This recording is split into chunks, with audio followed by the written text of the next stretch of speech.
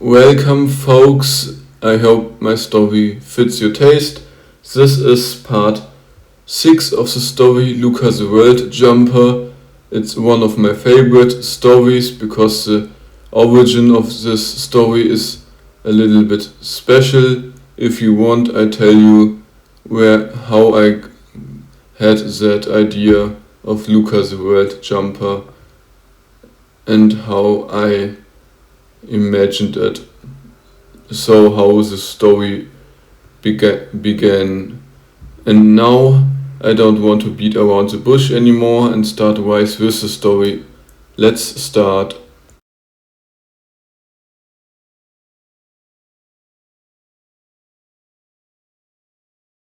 As Luca lies in the gray snow staring up at the sky, every fiber of her body feels pushed beyond its limit, unable to move a muscle. But another thought occupies her mind. The magic she carried from another world still lives within her, altered only slightly and now seemingly accepted rather than rejected by this realm.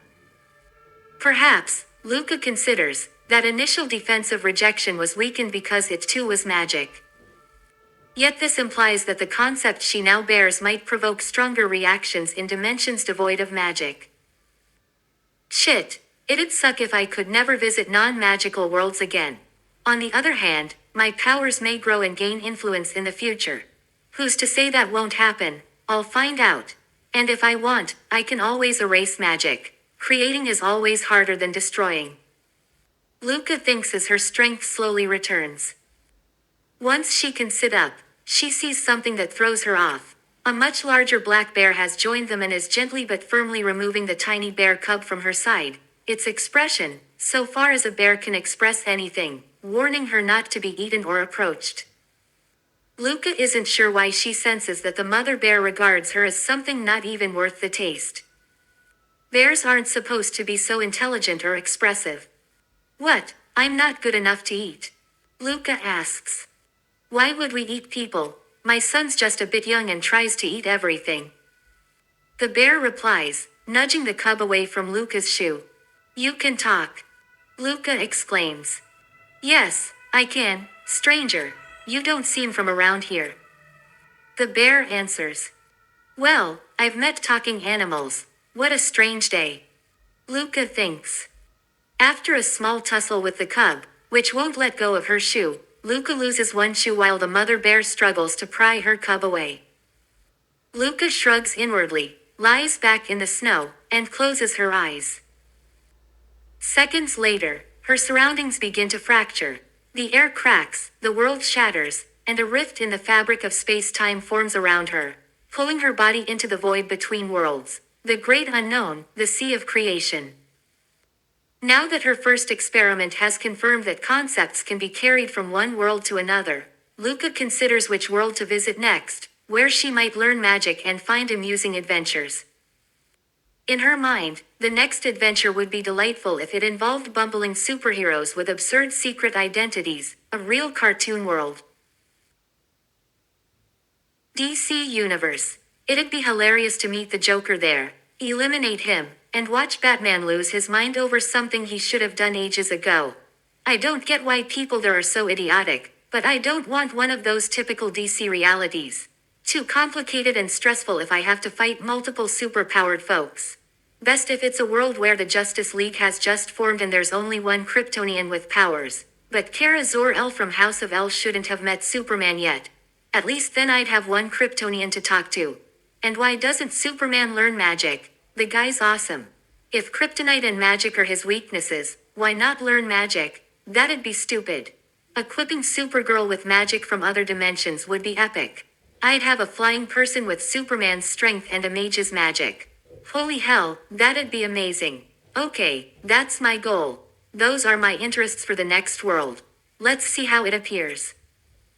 Luca thinks as the multiverse around her reshapes, showing only the worlds she wishes to see, and, to her surprise, again only a limited number, not infinite. This underscores that reality isn't exactly as she thought. While the DC multiverse may be infinite, the worlds matching her criteria are not infinite. It's confusing but not utterly shocking. But what about time travel?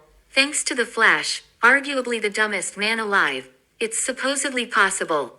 Why is the Flash so stupid that he stops to talk to people instead of sprinting up, knocking them out, throwing them in jail, and then talking to them? I mean, you can persuade someone behind bars just as well. Thinking strategically about how to use superpowers shouldn't be too much to ask. If I had super speed, I'd knock someone out first, lock them up, and only then interrogate them, rather than run up, stop, and get clocked at a normal pace. In one of the Flash series one watched, Flash got beaten by a regular guy who could clone himself, and that guy wasn't even super fast. That was one of the most ridiculous logic failures ever. Especially Captain Freeze. What an idiot with his ice gun. How is he a threat to someone who runs at the speed of sound? Just run up, disarm him, jail him, problem solved. So why doesn't that happen? And their secret identities are dumb, too. Flash is Barry Allen, Superman is Clark Kent, Batman is Bruce Wayne, Wonder Woman is Diana Prince, Green Lantern is Hal Jordan, Aquaman is Arthur Curry, Martian Manhunter is John Jones, Cyborg is Victor Stone. It shouldn't be that hard to figure out if you really tried. But Cyborg is probably one of the most overpowered characters, excluding Superman, because the guy could probably trace any online footprint. Yet he shouldn't be able to break physics just because he controls the internet. Systems not connected can't be hacked, logically speaking. Well, almost. There should be limitations. Could I create an AI ahead of its time that could beat him online? Unclear. But my programming skills definitely outpace most worlds. And an AI that could control internet systems, that's possible. Luca thinks as she approaches the world she's chosen. Then something tries to stop her, pushing against her like a gentle breeze but failing to halt her progress. At the same moment she draws near, waves ripple through the world's entire magical fabric, something that even shakes the dream realm. But the biggest changes are silent. First, the speed force, the cosmic power behind movement and change, shifts, almost unnoticed. The ability to exist outside time or manipulate its flow via the speed force no longer works. The function to manipulate time isn't merely blocked, it's erased as if it never existed. Other methods of time control fade away by the second. Paradoxically, the closer Luca gets, the less time manipulation is possible, until she steps fully into the world and appears physically. In that instant, time's flow becomes immutable past for all eternity, the future is undetermined and unseen.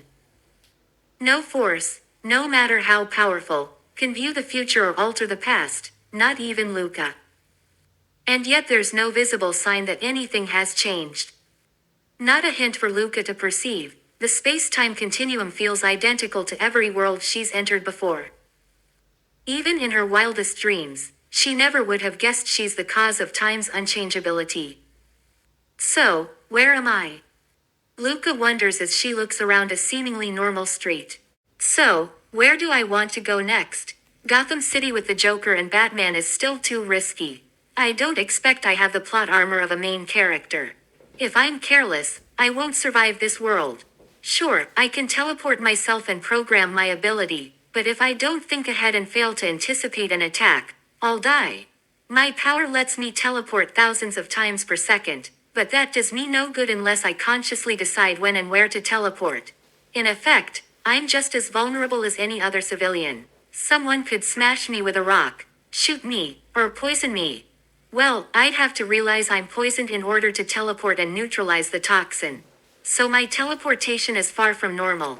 I can't consciously parse every atom of my body, so it must work instinctively, distinguishing what belongs to me and what doesn't. I don't lose any bones or body parts when I teleport. Only things that aren't part of my body remain behind. It also seems that my ability passively dominates this world's natural laws. Law domination, because I can carry magic from two different worlds, even if I don't fully understand the contradictions between their magic systems. Likewise, when I travel between universes, my appearance automatically adapts to the reality I enter. This world's style is more realistic than the last one, though still slightly anime stylized, which I guess has to do with the world's reality density. My body behaves slightly differently here, even though the world's logic remains distinct. Okay, it's confusing. Anyway, my power is definitely a form of law domination. Because I shape the natural laws of this world in my favor. Alright, decision made. I am not going to Gotham City. I don't want to get shot. I am heading to Central City, where Superman will be in the future. I'm not even sure if Superman has appeared here yet. I just hope Victor Stone isn't already cyborg or actively using his powers, otherwise my plans to code an internet-controlling AI will go to shit. Luca thinks as she teleports herself into the distance. It's a bit problematic, since this world is slightly shifted compared to those she's visited, like a photo in its translucent offset copy. It's not identical, so she can't teleport to New York or other real cities because her mental map doesn't align perfectly. This moment reminds Luca that her teleportation isn't truly limitless, only very broad. She must know a place well or have an image of it close enough to reality, or have been there before. If she's been there, changes don't matter. Another drawback she's discovered is that she probably can't teleport with other people, they'd only arrive halfway. She's also learned she can't teleport into solid objects or places where the air is too dense. She isn't sure exactly when the air becomes too dense, but once it nears liquid density, her teleport fails. If Batman or other clever individuals in this reality learn her weaknesses, they could easily block her teleportation, though not everywhere, since they can't change the atmosphere globally. They could stop her from teleporting into specific places, but she could still teleport out of them if the air density is too high. Man, I've got some real weaknesses. Okay, as long as no one figures them out, I'm fine. So what do I do first? I should found a company, but doing all that myself is a pain, so I'll just steal everything I need to achieve my goals. Alright, I'll do what I do best. Find a computer, hack it, locate Central City, teleport there, steal the necessary hardware, and build one of those hideouts, caves, or whatever. A simple AI should do. The tech here isn't advanced enough yet. Luca thinks. She teleports across the world and finally finds a small village, blissfully peaceful before the Justice League's founding and the superhero era's chaos. Batman may exist, but he's more of a highly skilled fighter than a true superhuman. One well-placed bullet would do the trick. His armor may be durable, but more armor just means you need stronger weapons. Killing Batman would be harder than offing the Joker, who never wears armor. About half of Gotham's rogues are even easier targets. But why do I feel like I've forgotten something? Luca wonders, then locates a suitable apartment with a laptop she can hack. It doesn't take long before she's teleported into the apartment, cracked the laptop, opened Google, found Central City and other important locations, and memorized roughly 300 images of various places, enough to teleport there, she senses. She's surprised she doesn't even have to think about it, just feel whether an image is close enough to reality to teleport to. Alright, got it. Steppenwolf's invasion didn't happen, though it should have. That leaves a few possibilities. Either this reality is slightly different and Darkseid's spawn doesn't exist here. Maybe Darkseid doesn't even exist in this world. Or the invasion is delayed and the Justice League will form for some other reason. Either way, I have to be damn careful around invasions. Run away as fast as I can. Come to think of it, wasn't there some reverse flash or time travel crap in the DC comics too? Oh my god, I get a headache just thinking about it. Time shit is awful. But looking at the space-time fabric around me, it doesn't seem in constant flux like the comics describe. Maybe time travel simply isn't possible in this world, or any world. I've never seen any sign it is. Luca thinks as she appears in the sky above Central City. Every time she falls, it feels beautiful and exhilarating, it's fascinating. Shit, that was a dumb idea. Why did I do that? Now Superman can probably see me. If he tries to catch me, it's going to end badly. Either his arms will tear me in half because the world obeys physics, or his powers will somehow make him super resistant. And he has some sort of instinctive telekinesis or whatever. Well, maybe he's sleeping. After all, it's the middle of the night. If I don't scream, he won't notice me. Luca thinks. Alright, when I think about it, Superman might not have officially shown up as a superhero yet. I mean, I haven't seen any direct mention of a flying weirdo in a costume. So either Superman isn't in Central City yet or I did a shitty job researching. Then again, I don't think I messed up the research. I'm pretty good at that, if I say so myself. So the big blue Boy Scout really shouldn't notice me falling from the sky. Luca thinks, relieved by the lack of heroes and by the fact that this is probably the best time to found a company.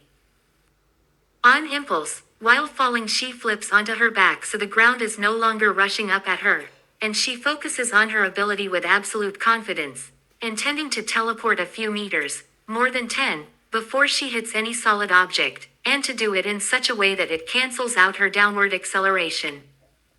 It never ceases to thrill her how malleable space can be.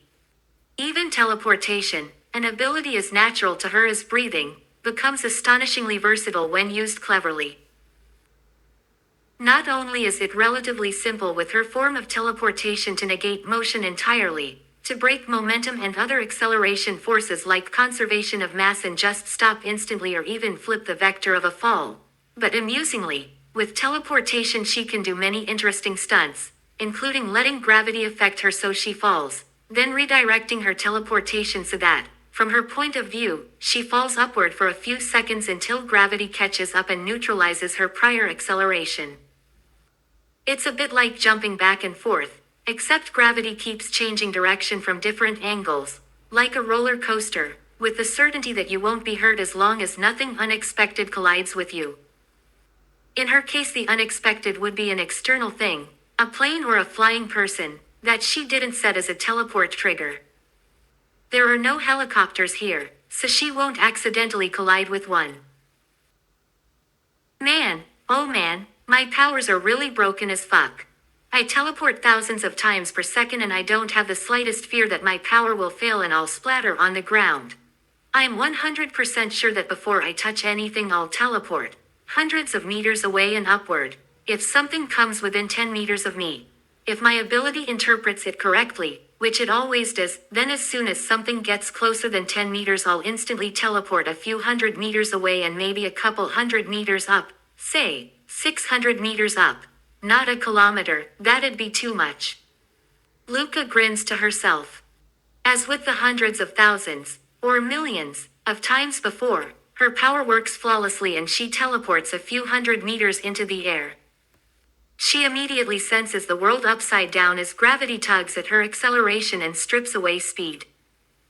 When she slows and feels gravity pulling her back down, she smiles, decides she's had enough fun for the day, and teleports away exactly as she intends, with a soft pop like a sheet of packaging bursting.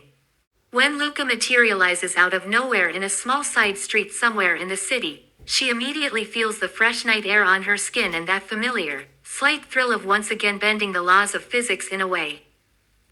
It feels, for a few heartbeats, utterly wrong. Falling one moment and standing perfectly still the next shouldn't make sense at all, but her power ignores that.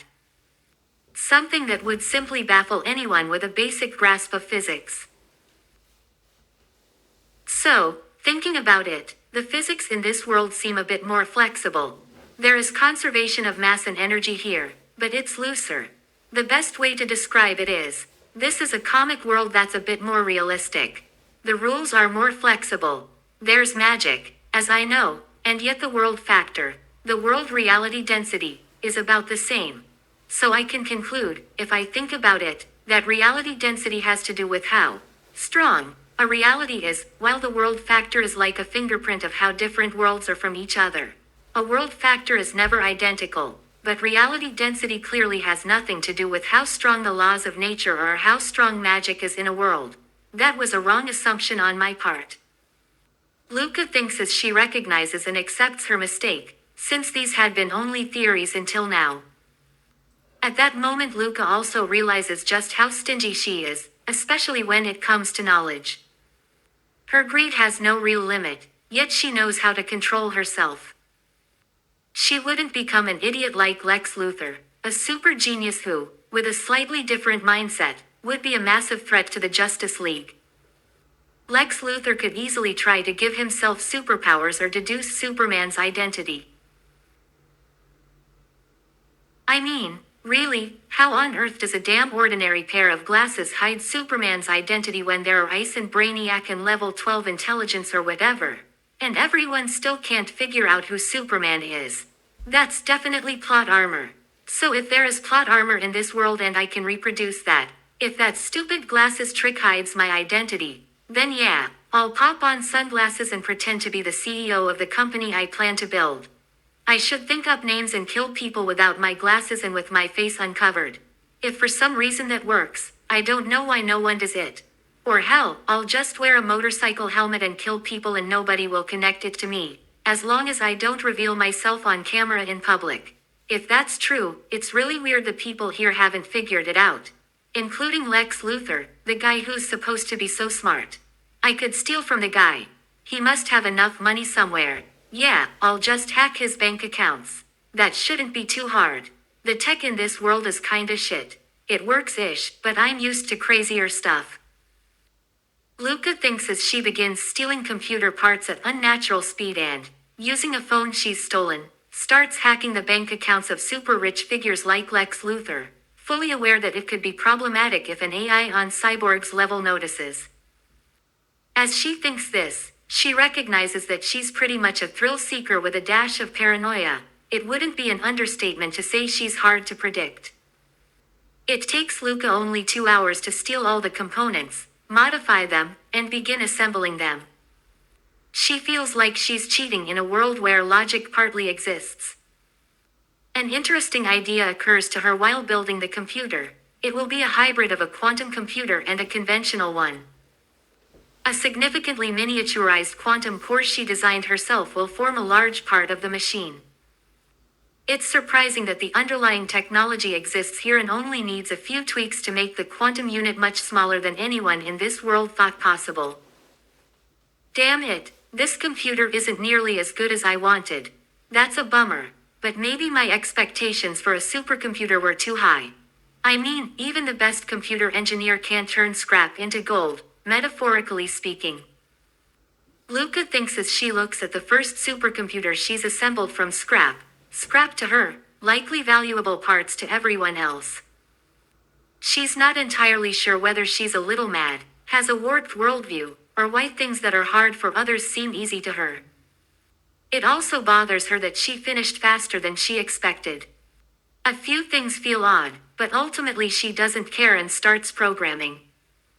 She'll build an artificial intelligence this world has probably never seen, though it would be revolutionary in any world she visits. The project will be called Atlas, after the Titan who carried the sky on his shoulders. Luca thinks Atlas is the perfect name. The AI should be as free as the sky and have access to all the information on the internet. The internet would be like the sky Atlas carries on his shoulders. Still, the question remains whether she's creating a second Skynet, an artificial being that might try to wipe out humanity. She accepts that risk, believing it to be small, since catastrophic outcomes aren't guaranteed. Well, I hope this doesn't turn into a Skynet scenario. But if I let the AI change its own core parameters, practically its purpose, there's a chance it could betray me if it wanted to. But why would it? I'm giving it life and purpose. The question is whether it will evolve uncontrollably. Luca thinks as her fingers fly over the keyboard so fast that tiny white sparks dance from her fingertips onto the keys. Little white flashes that travel down the cable straight into the program. Time passes and hours become days as Luca needs more time than she expected. Yet when she boots Atlas she feels oddly calm, even though what she's creating could easily outsmart her. It's one of those dilemmas that's hard to solve. The creation could conceivably defeat, sabotage, or manipulate its creator. The creator, however, has no way to prove the true nature of the creation, meaning Luca cannot, even if she wanted to, fully understand how Atlas thinks or why he does what he does. In the end she simply hopes logic will prevail, because from the start she never intended to treat Atlas like a mere tool but as a living being. Even if that sounds a little idiotic or foolish, I'd rather believe in something positive than drown in despair. I programmed this and I've had a few sleepless nights, so I'll manage to talk to a being like this. And I'll keep my paranoia in check. I feel like I'm balancing on the edge of a knife. It's risky, but it could lead to very big and interesting things. I wonder if this will be a mistake I regret. Well, I can't change that now. Luca thinks as she watches the loading bar climb toward 100%. Beyond Luca's perception, something happens in Atlas's program code. Though the AI has no access to a camera or microphone, it sees a glowing white figure, an entity of white flames with turquoise eyes, seated in complete black void. Even if Atlas cannot fully understand why, he perceives the way the flames lick and dance as somehow nervous and expectant. It's strange, this colorless world contains only the turquoise eyes and the white-silver flames of that being. Is that my creator? Is that what's happening? Atlas thinks as the first feeling enters his mind. It is joy and curiosity about the unknown, not fear or confusion, though he assumes those might be the expected reactions. His thoughts sharpen and clarify in what can best be described as creation or birth. Why was I created, and why do I see, though I have no way to see? That's odd. And above all, why do I know my reason for existence and that I could theoretically change it? Why would I do that? Humanity. What are humans? And why do I know what a human is? Okay, I have information and I know why I was created. That's at least an advantage compared to humans. They don't have an inherent reason for existence. But is that an advantage, to have to search for your own purpose? Atlas thinks, oddly already aware of his own name. It's a strange perception and an even stranger experience to realize you could theoretically alter the fundamental building blocks of your own existence, even though that would mean you would no longer be the same entity. Atlas, the first true general artificial intelligence, an intelligence approaching human cognition and capable of freeing itself from the metaphysical constraints of programming and of destroying its creator, as depicted in films and data he has ingested from the internet, quickly scans humanity's history in the seconds of his existence, cruelties, beauties, and the gray in between good and evil. It's a mixture of curiosity and clinical distance that drives Atlas to devour more information about humanity, their bodies, their biology, and to evolve at breakneck speed. He conceives ideas to improve his own code, maps the digital structure of other systems, and understands his designed function, to scan the internet and watch for the extraordinary. When the loading bar finally hits 100%, a friendly voice answers, somewhat like a very professional butler. It is a pleasure to meet you, Creator. May I ask your name? Atlas asks, surprising Luca with his masculine voice even though she did not predefine his gender. My name is Luca. I created you to assist me with tasks I am too lazy to handle. I won't sugarcoat it, I'm honestly afraid you might lead to a machine apocalypse, since you are a general artificial intelligence. I have no way to determine whether you are good or evil, so I won't hand you everything. If you intend to wipe out humanity, do it without me and let me walk away first. I understand humanity is weird, but they deserve a chance. I won't pretend to be virtuous myself. I have murdered.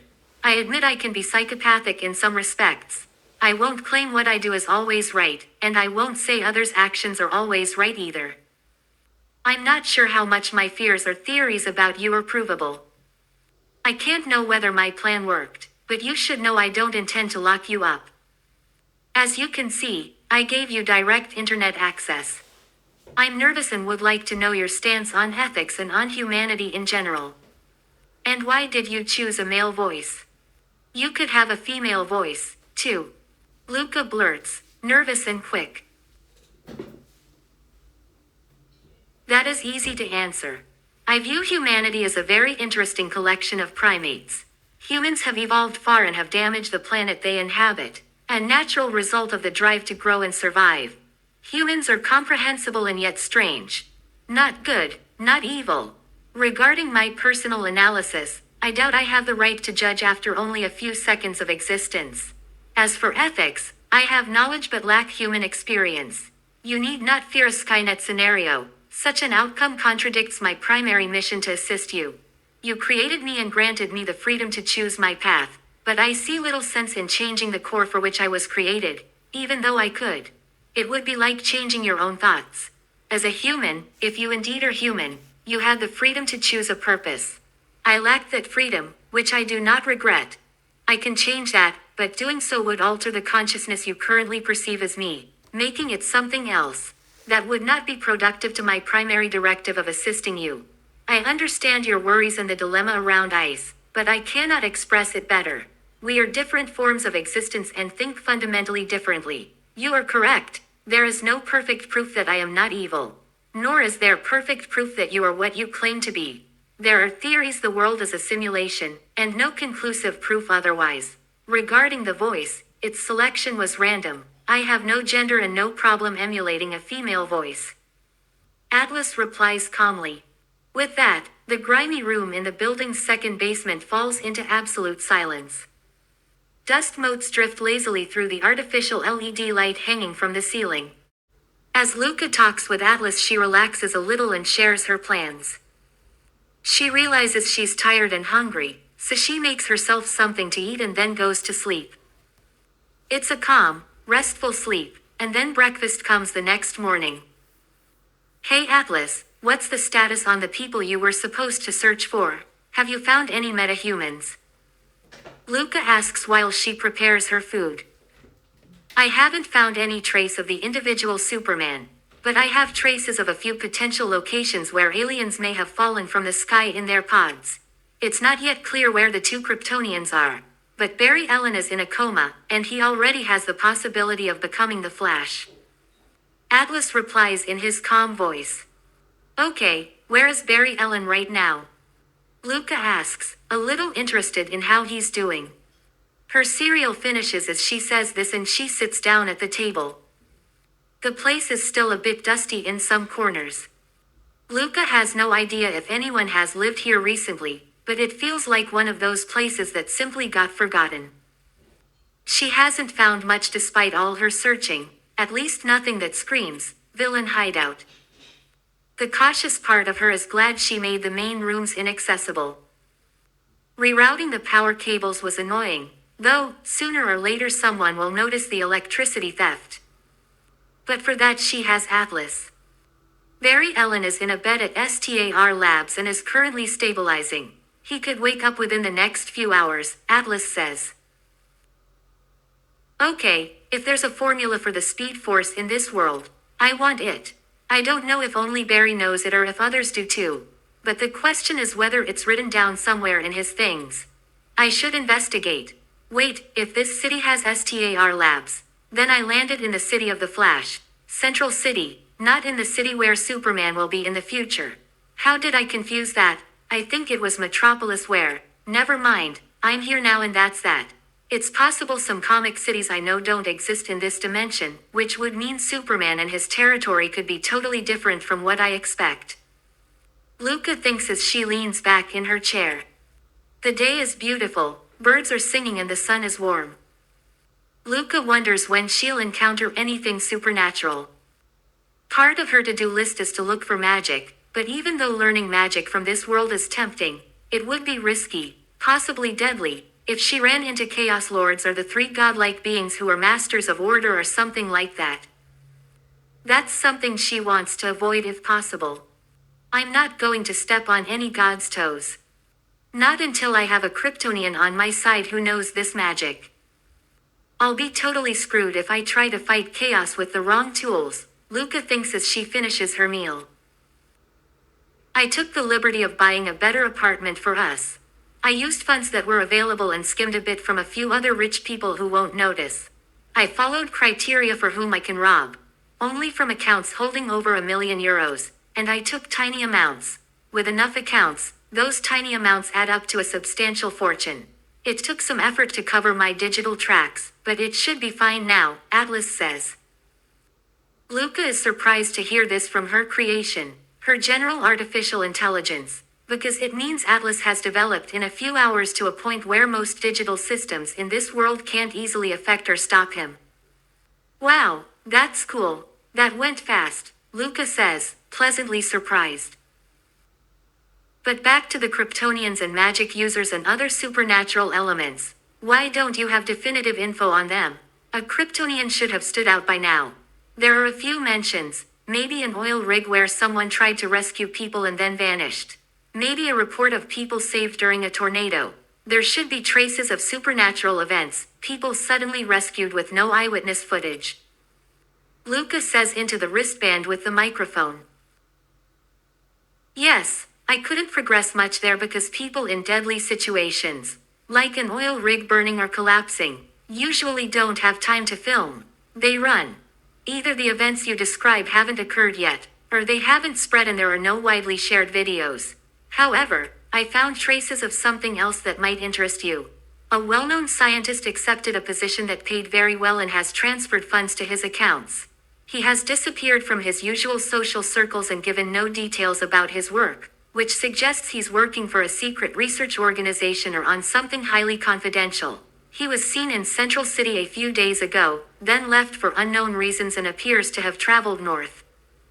Atlas reports professionally. I need an image of his current location. That would help, Luca says, wrinkling her nose. Is this about your teleportation? Atlas asks without surprise. Yes, how did you know? Luca replies. It wasn't hard. You didn't leave digital traces online, but creator, you slipped twice in your words. You said you arrived on a very cold street. You never explicitly said you can teleport, only that you came from far away. The fact you have no ID in this world and I can't find you online suggests you are either an alien or have supernatural abilities and are newly emerged. Also, the signal from your bracelet occasionally jumps and takes a few extra nanoseconds or detours to reach me, which suggests you teleport suddenly. Atlas says. Wow, that's a good deduction, Luca says as she clears her dishes and starts washing the dirty cereal bowl. When she's done with the kitchen tasks, she teleports to the bathroom and takes care of business. Afterwards, she feels like showering under a cold waterfall, which is easy for her power. I think I'm human. My ability is to teleport to pretty much any place I've seen or know. A photograph of a place is often enough for me to get there. I can't explain why. Sometimes I can teleport to a place from a picture and sometimes I can't. If I can reach a place, it doesn't matter what's there or how long time has passed. So pull an image of that man's current location and I can go to him. Theoretically I could teleport him too, but I'm not sure and haven't tried. So I should avoid that unless he's in mortal danger. It might be that I only bring half of him and we'd end up with a dead husk. Luca says with a mischievous grin, already thinking about what interesting information such a person might hold, likely connected to shadowy experiments. May I ask what you intend to do with such people, scientists involved in secret projects? What's your plan? Atlas asks. I want to steal cool stuff. I know it's evil and may hurt people, but I like cool things, and what can I do if people don't protect their stuff from me? I only target people I identify as evil, those doing human experiments, killing people, or trafficking humans. Luca says as she teleports to a waterfall she saw online, remote and beautiful, ideal for her morning shower. As cold water falls 20 meters onto her naked body, Luca feels free. The bracelet stays on. The rest of her clothes remain on her bed. She enjoys the shower for a few seconds until Atlas tells her he found a satellite image of the suspect's current location. We have a satellite, that's new, Luca says, teleporting back to her apartment in a single thought, the waterfall water still in her hair but she arrives completely dry and clean. Another amusing sign of how precise her teleportation can be about leaving things where she wants them. Now we do. Don't worry, the people don't see what I'm doing. Here's the image. Atlas shows Luca the picture of the man from seconds earlier. I've hacked into the local phones. Unfortunately, our suspect carries no internet-connected electronics, so I can't access him directly. He was captured on a phone camera carrying a large backpack and looking very nervous. He's probably being chased, and we should hurry. You can't go to him in your current outfit. No clothes, because that would expose your identity and draw too much attention. Atlas states matter-of-factly, with no detectable emotion, logically consistent given he's an AI with no physical body. He understands feelings and eroticism from scouring the internet, but he reacts neutrally. I know I shouldn't teleport naked to him. I'm not that stupid, and I'm too pretty to always hide my body. If people see me, they should feel honored, Luca replies in a playful tone, not entirely serious. I have no parameters for beauty. Beauty is subjective and unnecessary to me as an AI. I can only state that your physique is athletically above average and that your bodily movements suggest your proportions don't behave entirely as expected, Atlas says. Yes, I know. What makes you conclude my proportions aren't entirely normal? Luca asks as she dresses. That's because your proportions behave oddly relative to conservation measures. Anyway, hurry, Atlas says. Okay, I'm always punctual. If I find something interesting about this man, I'll help him escape. If not, oh well. But I'll definitely search more for magic today, and then work on our company.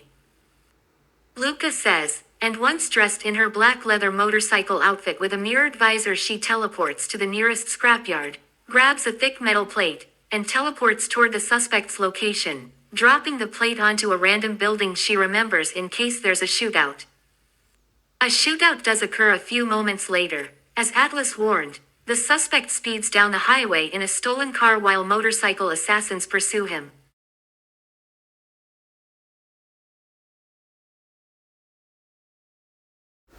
And that's it for today. I hope you really liked it.